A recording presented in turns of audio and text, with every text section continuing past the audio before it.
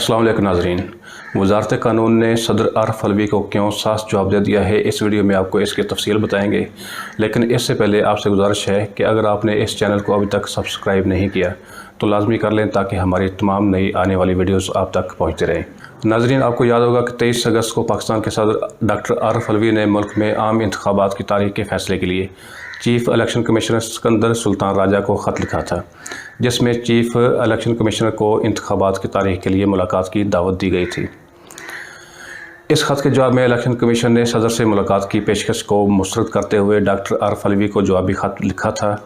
जिसमें कहा गया था कि इलेक्शन की तारीख का ऐलान करना इलेक्शन कमीशन का इख्तियार है। इलेक्शन कमीशन की जानिब से इंतखाबी शेड्यूल पर मशावरत से इनकार के बाद ईवान सदर ने वज़ारत क़ानून से राय मांग ली थी।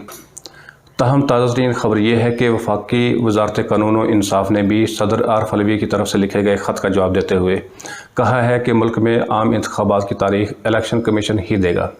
कल यानी बुध के रोज़ लिखे गए ख़त में वज़ारत क़ानून ने सदर पाकिस्तान को बताया है कि सदर का तारीख देने का इख्तियार तब ही था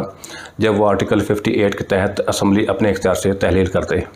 ताहम पार्लियामेंट में होने वाली हालिया तरामीन के बाद इनका इस ज़िम्मन में कोई इख्तियार बाकी नहीं रहा।